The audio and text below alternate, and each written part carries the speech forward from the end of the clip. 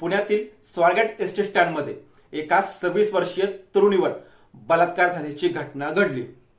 ST स्टँडमध्ये सकाळी अगदी म्हणजे पहाटेच्या दरम्यान दत्ता गाडे या नराधामाने शिवशाही बसमध्ये नेऊन एका 26 वर्षाच्या तरुणीवर बलात्कार केला।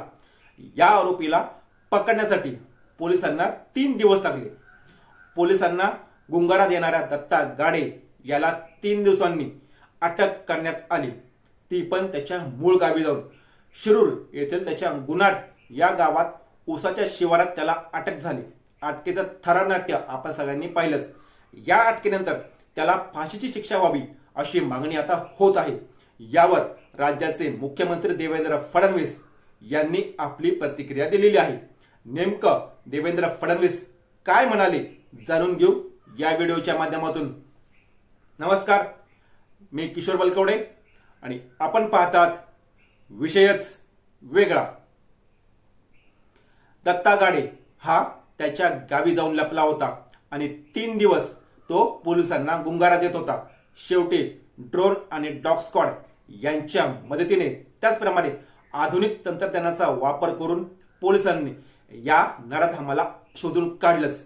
लवकरच ही जी घटना घडली तिचा पर्दाफाश होईल, त्या संदर्भात अशी माहिती पोलीस आयुक्त यांनी दिलेली आहे।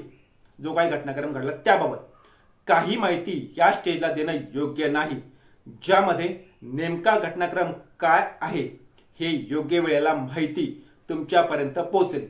यावेळी एका पत्रकाराने दत्ता गाडेचा अक्षय शिंदे होणार का असा प्रश्न विचारला। यावर बोलताना देवेंद्र फडणवीस म्हणाले की सध्या तरी या गोष्टीवर बोलणं हे खूप लवकर बोलल्याप्रमाणे होईल। आता पोलिसांनी आरोपीला पकडलेला आहे, आज त्याची कस्टडी मिळेल, त्यानंतर त्याची चौकशी होईल। काही तांत्रिक आणि फॉरेन्सिक माहिती समोर आली की मग त्या माहितीच्या आधारे त्यावर भाष्य करणं योग्य राहील, असं मत किंवा अशी प्रतिक्रिया देवेंद्र फडणवीस यांनी दिलेली आहे। देवेंद्र फडणवीस यांनी योगेश कदम यांना देखील एक महत्त्वाचा सल्ला दिलेला आहे।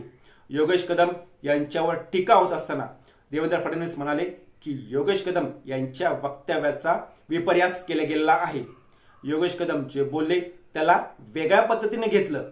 माझा असा अंदाज आहे की योगेश कदम यांना सांगायचं होतं की हा स्वारगेटचा जो काही परिसर आहे तो आजूबाजूला लोकवस्ती लोकवर्दळ असलेला परिसर असून बस फार आतमध्ये नव्हती, बाहेरच होती।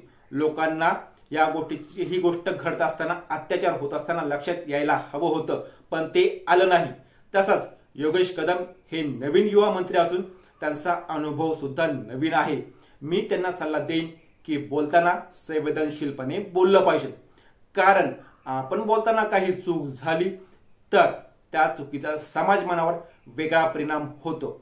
निश्चितपणे जो कोणी लोकप्रतिनिधी असतील त्यांनी अशा घटनांवर बोलताना अतिशय संवेदनशीलपणे बोलावं, असा सल्ला देवेंद्र फडणवीस यांनी दिलेला आहे। आता हा जो कोण नराधाम आहे दत्ता गाडे याला कोणती शिक्षा होती हे लवकरच कळेल। असेच रोजच्या रोज नवनवीन व्हिडिओ पाहण्यासाठी आमच्या चॅनलला सबस्क्राईब करून व्हिडिओला लाईक करायला विसरू नका।